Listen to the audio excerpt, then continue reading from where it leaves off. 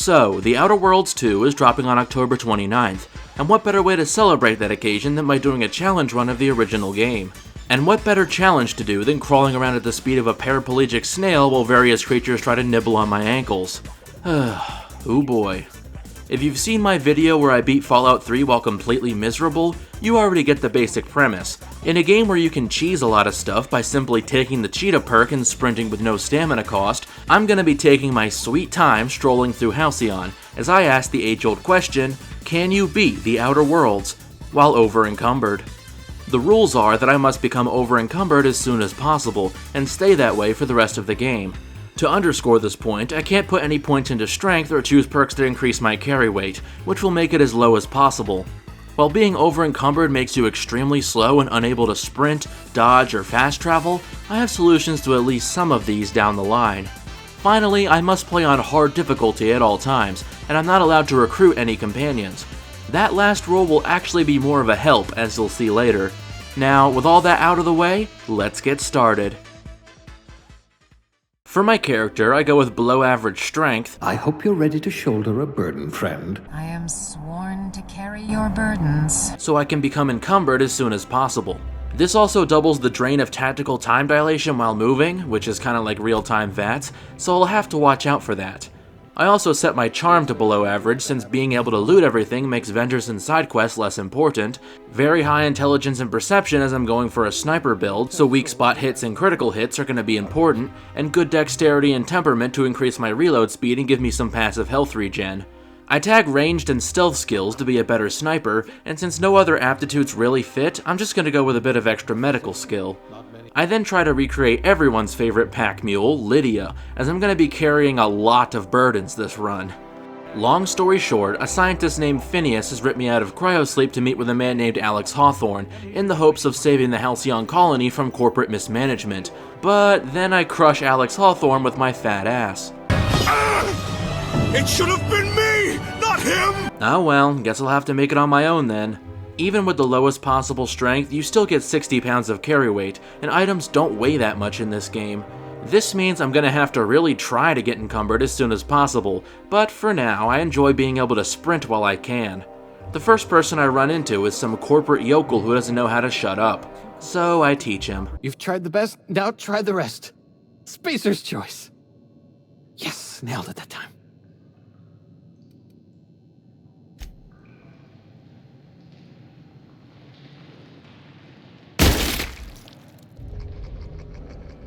After capping the first few marauders,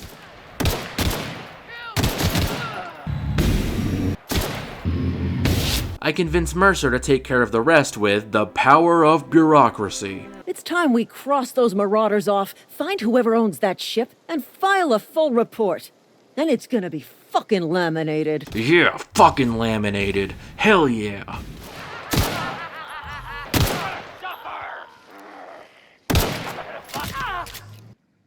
Oh shit, Kimball died. Well, I need your loot to become encumbered, and I'd rather not have any witnesses to this failure, so... Oh, nice. For my first level up, I put some points into tech and ranged and picked Strider as my perk to walk 25% faster. I'm not sure if this affects your speed while encumbered, but better safe than sorry. Entering Hawthorne's ship and conversing with the deep-fried meme that is Ada, I try my best to snap her out of her denial. If I accept your orders, then you must be Captain Hawthorne. I understand. You are speaking metaphorically. Welcome back, Captain Hawthorne. I understand. You are going undercover with an alias. But she doesn't listen. She does inform me that I need a power regulator to get the ship running, however. Oh great, another witness to take care of.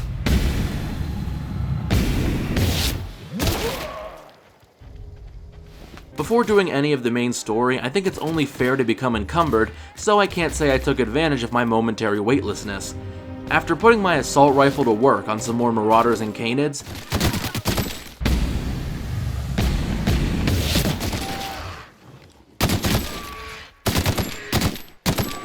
I'm disappointed that I can't go for a swim on the beach, take out Stuart not so little under the landing pad, and loot some of the abandoned junk around Edgewater until I finally become overburdened.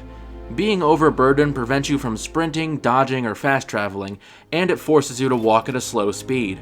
Surprisingly, you can still jump while encumbered, unlike Fallout or Skyrim, and the speed it makes you go at isn't actually that bad. At least, not compared to my Fallout 3 run. Now that was torture.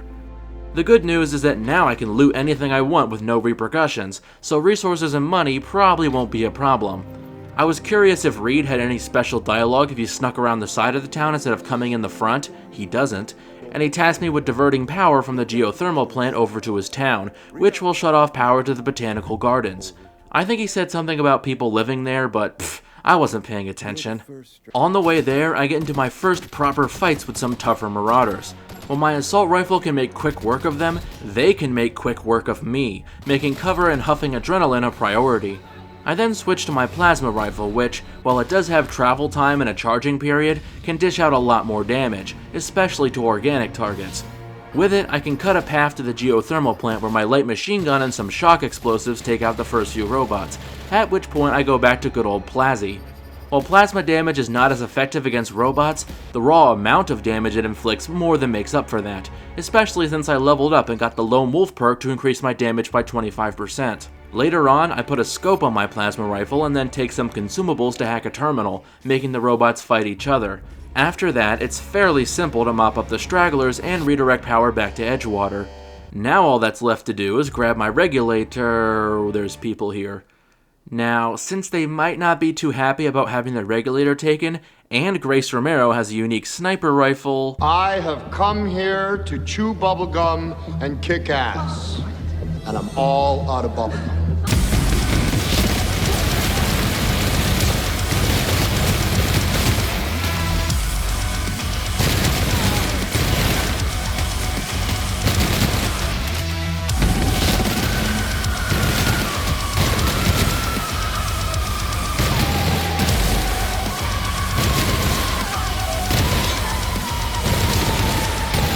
With the regulator and a snazzy new rifle in hand, I get to work 360 no-scoping some marauders out of existence.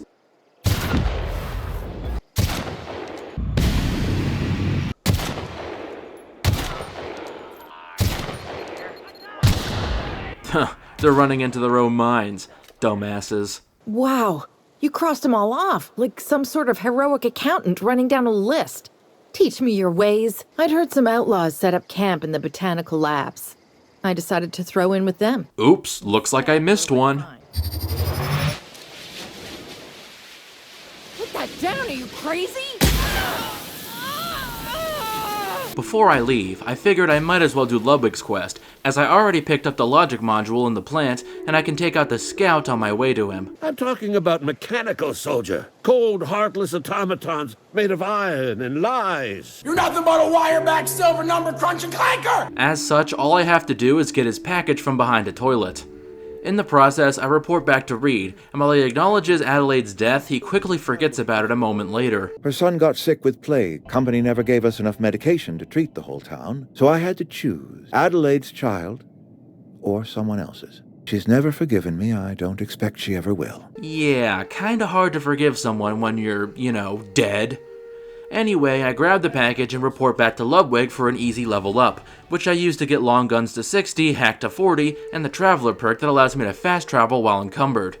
Yep, you can literally get this perk as soon as you start the game, allowing you to fast travel to a shop if you get encumbered, making the whole carry weight system kind of pointless, honestly. With it, I no longer have to crawl back and forth everywhere like in my Fallout 3 video.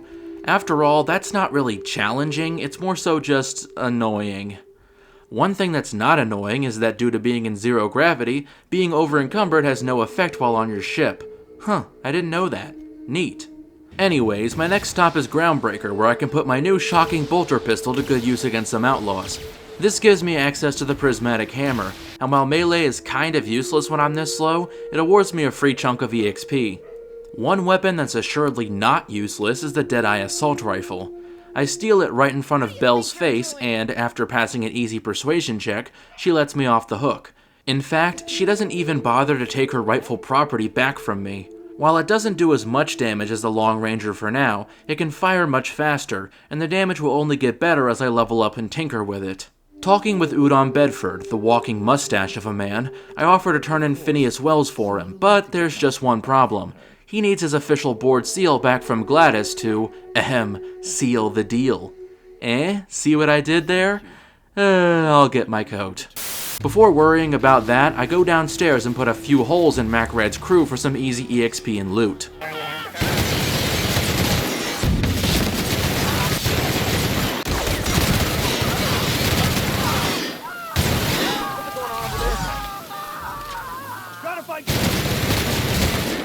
I also find out that, in the remaster, Martin's Moonman helmet actually moves its mouth when he speaks. Honestly, I don't like it. I think the unmoving blank grin of the original captured the loss of his identity better. Now, as for the seal. While I can break into Gladys's safe, I can't do so fast enough or sneaky enough to take it before her guards spot me. Now, a reasonable person would either do some side quests to level up my sneak, or do the Roseway quest to earn some money to buy the seal. I am not a reasonable person, and besides, I don't feel like limping around more than I have to. So I opt for the third option of committing mass murder. What was that?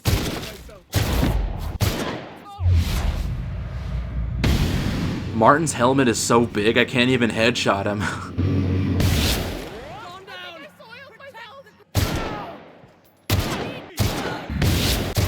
What was that? I better take a look.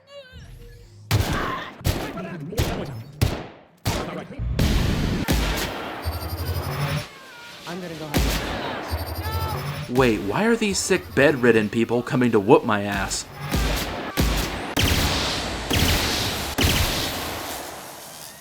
Well, the important part is Udom doesn't mind, letting me get a nav key to Byzantium and a level up, where I put some points into long guns and stealth and get the toughness perk.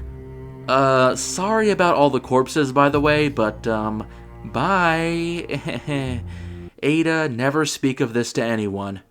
Our first assignment from First Citizen Lynette over here, seriously, their personality, role, and design are too similar to be a coincidence, is to kill a cartographer who knows too much to keep alive. When I get there, I discover a dead body in the closet and talk to the receptionist behind his desk as a power move. He reveals he's an assassin hired to kill Lockwood as well, but he won't tell me where she is. So I have to go upstairs and break into her quarters to find out. Doing this levels me up, where I get sneak to 60, letting me move 25% faster while crouched. Anything that increases my movement speed is appreciated. I also get the Resilient perk to complement toughness. I quickly find the cartographer in the sewers, but Sherman swoops in to steal my kill. We could have had a beautiful thing here, you know. Oh well, here I go killing again. Got what was coming. Next time, I go for a more straightforward approach. Get away from me!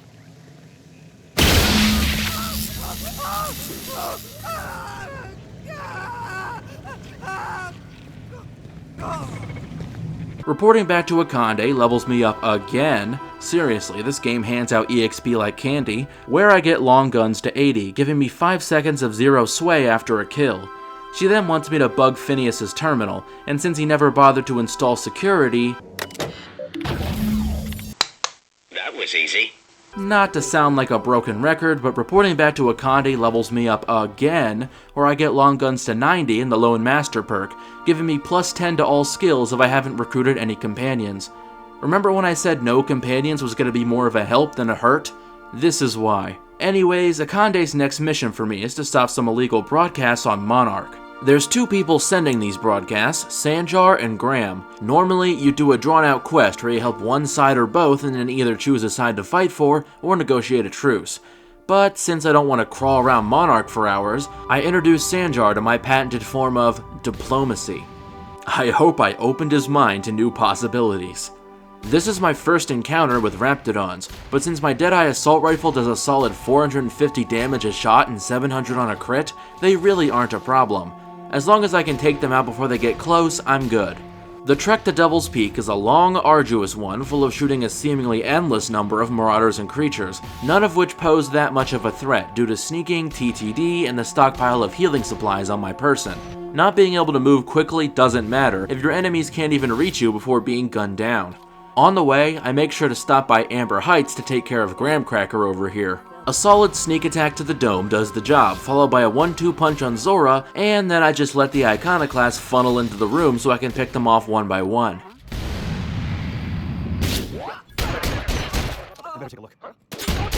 What was that? What was that? What was that? I better take a look. What was that?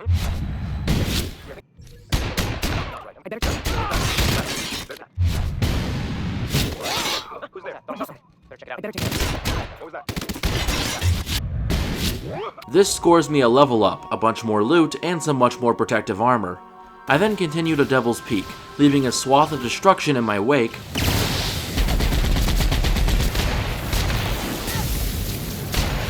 and take the herpetophobia flaw, making me weaker when facing Manosaurs. Since I'm not going to be seeing any Manosaurs after this mission, it's essentially a free perk point, which I put into Speed Demon, letting me move faster in TTD. At this point, there's not much more to say except that I kill a bunch more Manosaurs, Marauders, and Information Brokers so I can shut down the broadcasts, and level up to get my Sneak to 90 in the Reaper perk, letting me restore some TTD on a kill. This Deadeye Assault Rifle is seriously carrying my ass, even on hard difficulty. Sophia's next mission for me is to massacre the town of Edgewater with robots, as she considers the town a dead weight, but to do so, I have to make them go crazy via a switch in the geothermal plant. Some corporate goons defending the place get laid off by force,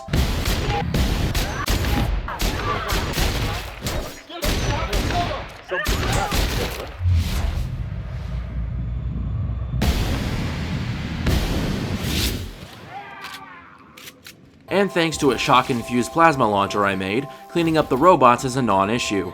I buy some more ammo and a cotton candy-colored helmet from the board, which, while it may look ridiculous, offers more protection than any helmet I have. Sophia now wants me to fly the Hope over to Tartarus to enact the board's plan to save the colony from famine, and by save, I mean turn everyone into popsicles.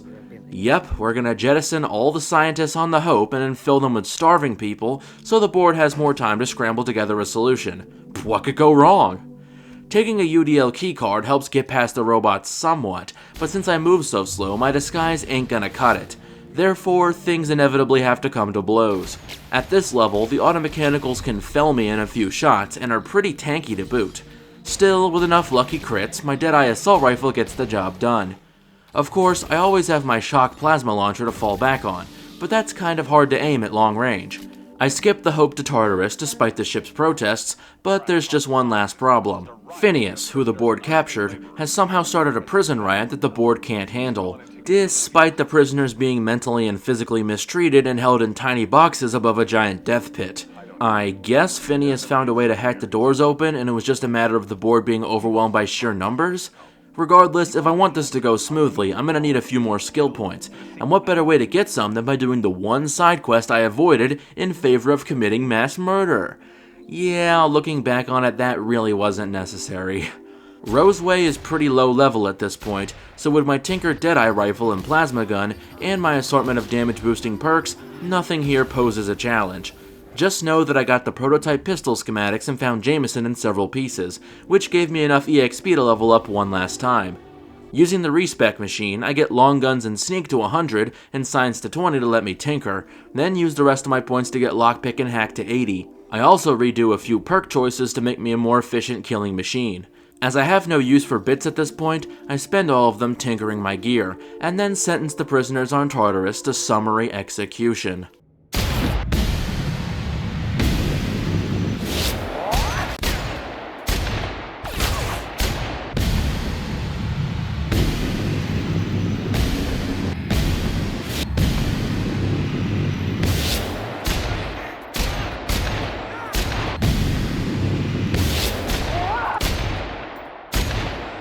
As this is the last mission in the game, all the unarmored, most likely malnourished prisoners have an absurdly large amount of health, and they all get N-ray guns that can shred through my health bar in seconds. This means scoring sneak attack headshots in TTD is more important than ever, and I have to conserve it to stagger enemies before they manage to fire back. While I do have good armor and tons of healing supplies, there are still a lot of close calls.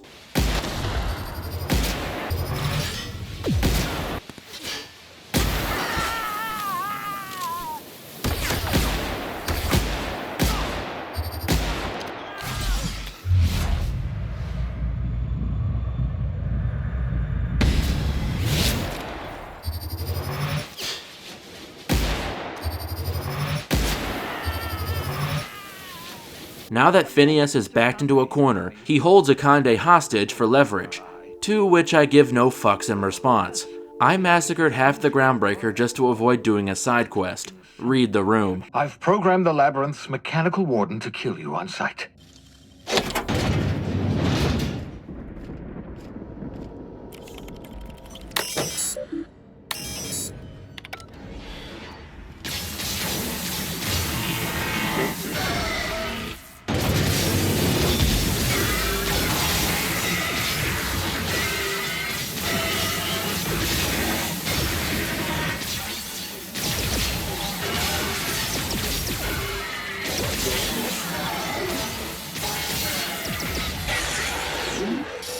What automechanical warden?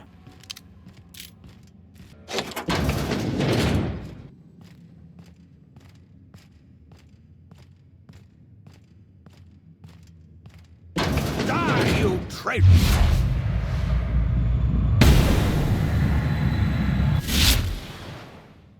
With that, I've saved the Halcyon colony, proving that yes, you can beat the Outer Worlds while over-encumbered. However, there's just one problem. We've lost all contact with Earth. It's been 3 years since we've received a message. We've had no contact, no signals, nothing. Earth has gone dark. Guess we'll have to follow up on that in the sequel. Hey everyone, thanks for watching yet another video. I appreciate any support you can give me so I can make similar content for you in the future. If you liked the video, leave a like or subscribe. It only takes a second, but it helps me grow a ton. If you didn't like the video, leave a dislike and give constructive criticism so I can improve.